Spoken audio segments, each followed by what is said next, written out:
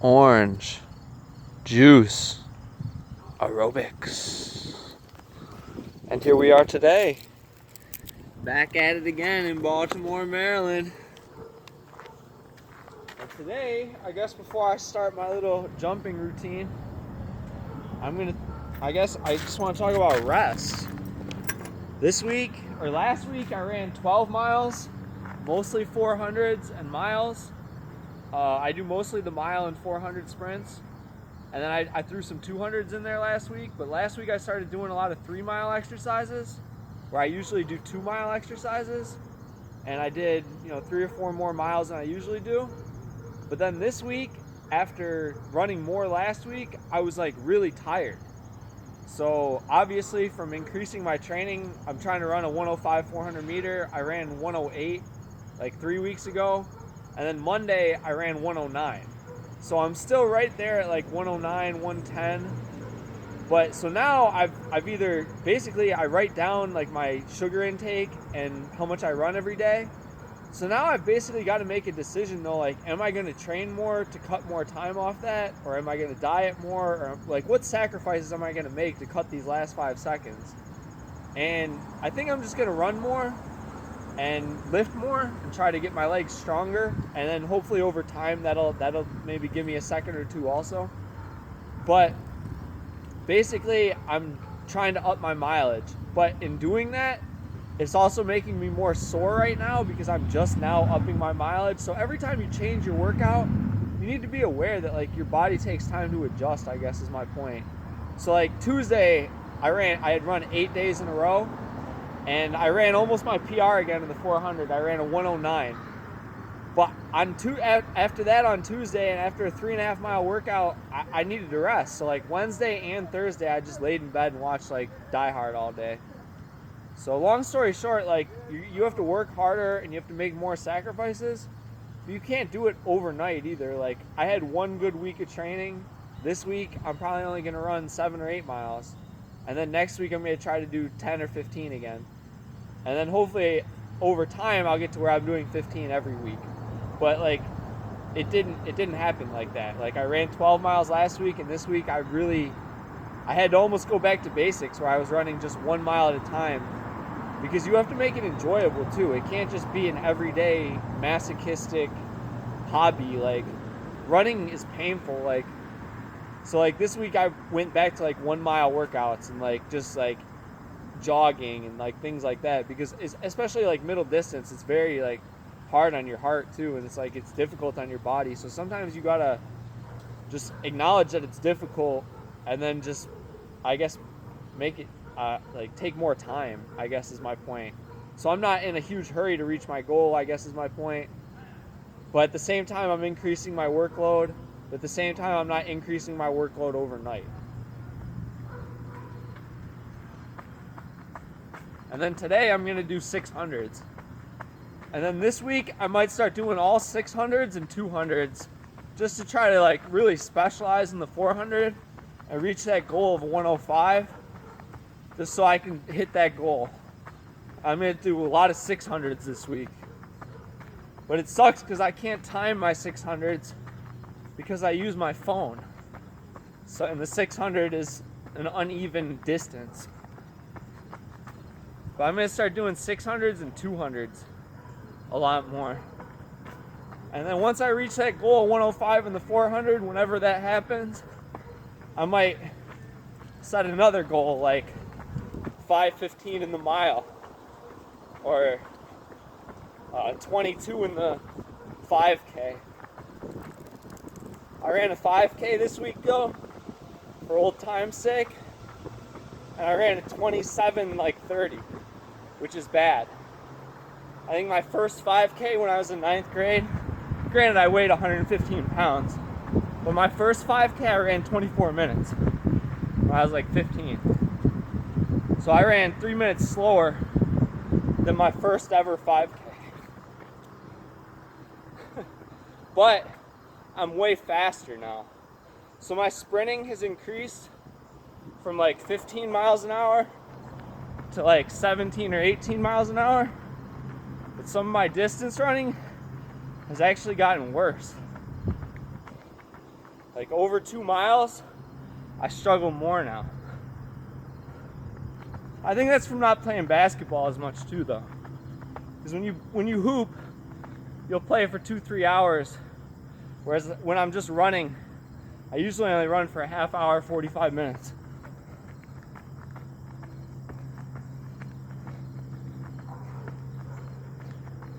Woo!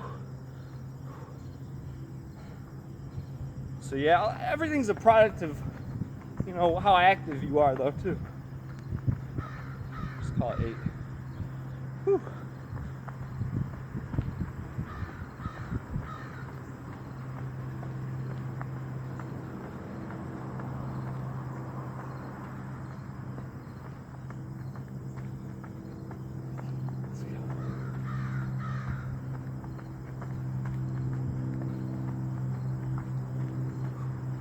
All right.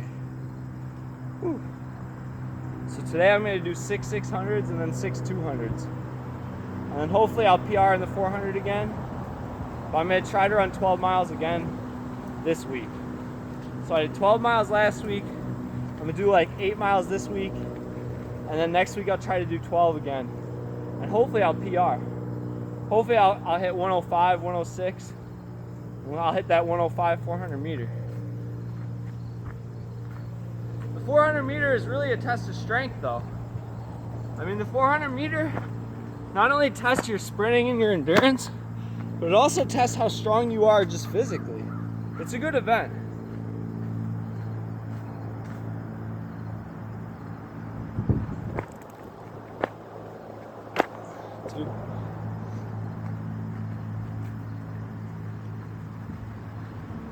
I haven't been doing my jumps as much lately.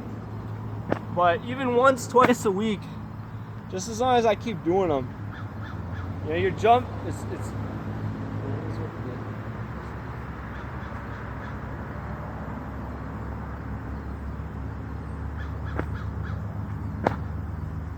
my legs are getting way stronger though. But I haven't been as focused on my jumps lately. But I need to focus more on my sprinting. I've been doing a lot of middle distance. But I need to focus on that 200, that 100, that 400. So this week I'm going to do more sprints. So I do a lot of 400s and miles, but even the mile, it's almost too much for my 400s. And then after this 400 goal, I have a few more goals to set too. Like I might even try to run under 20 minutes in the 5K. I might try to break 20 in the 5K after this, or I might try to break 5:30 in the mile. Those are probably 2 goals I'm going to set next. And I'll probably run a marathon at some point too. So I got all sorts of little goals to reach in terms of running, where I can film these orange juice aerobics for many, many weeks to come. But we'll see. I might not reach this 400 meter time. 105 is tough. It's not easy. I've struggled with this goal. I've been running the 400 all year. I went from like 114 to like 108. I've been running all year. My best time improved by 6 seconds. So, but I think running 600s and maybe going to failure more. I think maybe I got to run to failure more. I kind of got set in my ways where I kind of had a pace that I was running.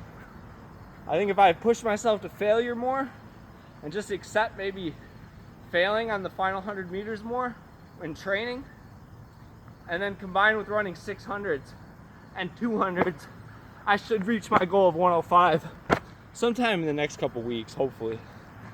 I ran 109 Monday. And maybe I could have gone 107, but... And that's not even very good. But that's deceptively fast. It's better than being slow. Like, anything over a minute isn't very good. But, I mean, under 110 isn't bad though either.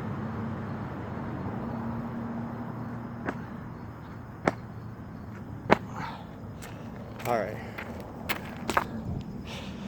All right. Oh, we got 9 minutes left on the film. All right.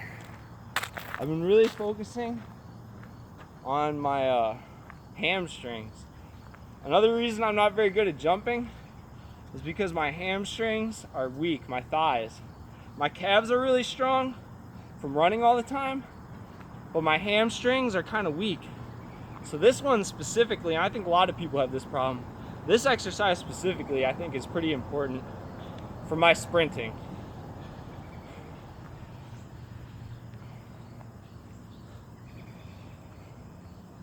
And just to get, it's a beautiful day today. This is like just a good excuse for me to get out of the house on a Sunday. I just got done studying for my law school acceptance test for the fucking third time I'm gonna take it. But I haven't taken it in 10 years. So I have a clean score, so I wanna do well on that. My goal is to go to Notre Dame Law. But I might not do that, we'll see what happens. But I kinda wanna become a patent attorney because I'm designing software that I'm gonna need to patent. So now I'm considering getting into patent law. So like today I was studying all morning. I want to do patent law and design software simultaneously so I could write my own patents ideally. But simultaneously, like, you got to get out of the house, you got to run. It feels good just to get out. It's a beautiful fall day. The Ravens are playing at 1, playing Washington today after a rough Monday night football game against Kansas City last week.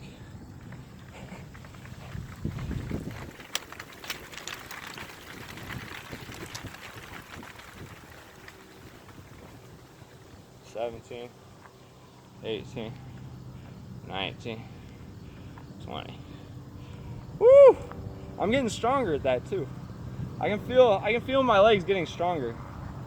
But that's not entirely turning into a higher vertical leap or sprint speed. Like, my sprint speed is probably the best it's ever been right now. I'm probably running like 17, 18 miles per hour, which isn't great, but it's not that bad either. But you know, my vertical's got to get better.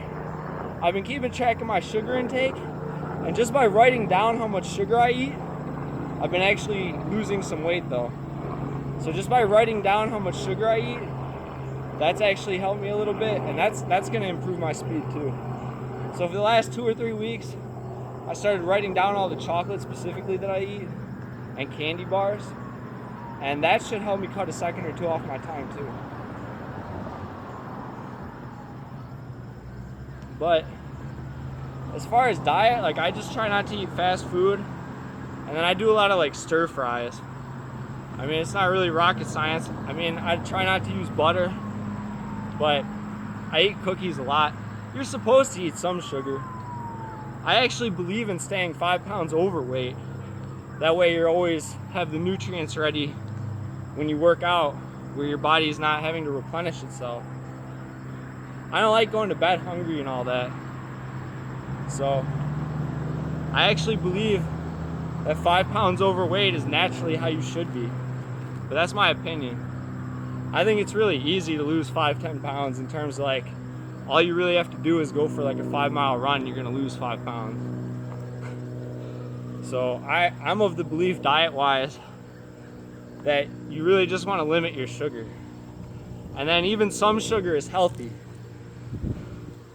Because, like, I'm working out all the time. I'm doing 4 or 5 workouts a week all year because of this corona thing has given me the time to do so.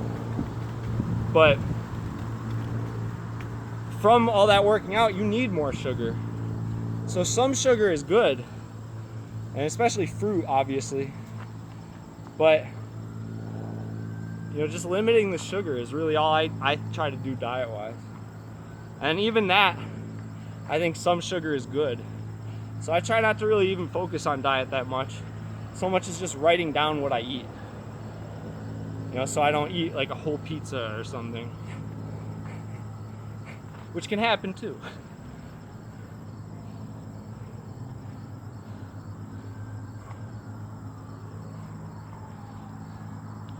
Whew. But I'm definitely getting skinnier too. It's kind of crazy. After I ran 12 miles last week, I noticed my core specifically, and that's from sprints too, my whole core is just tighter. And that's from dieting and sprints. But it's also from running more miles. I ran 12 miles last week as opposed to my usual 8. And those extra 4, I can tell a difference in my legs. Like, so every additional mile you can run counts. But it's crazy how hard I do run to still be a little bit out of shape.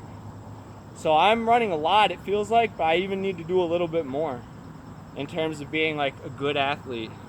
Although this isn't, you know, my number one priority in life either though. You know, it's about what you prioritize too. My number one priority isn't my foot speed, although foot speed is very important to me.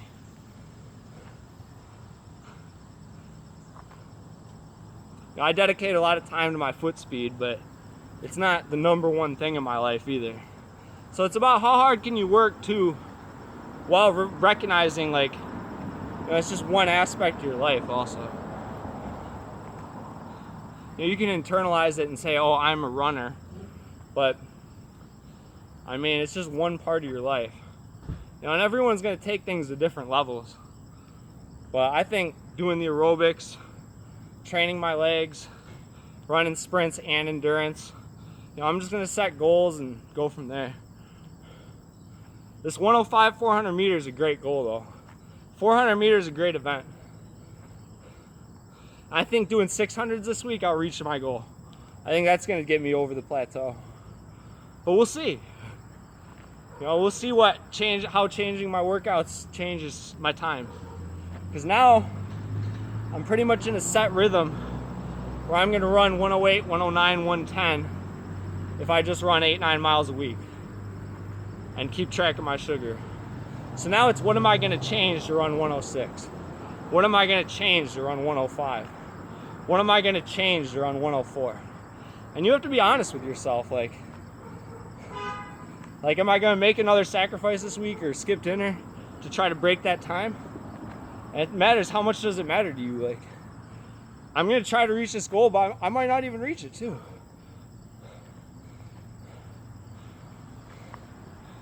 Whew. All right. Let's go for that. I'm going to do 3 sets of normal jumps now, and then I'm going to do 6 600s and 6 200s, and basically just tire myself out. And then I'm going to watch Die Hard, and that's my day today.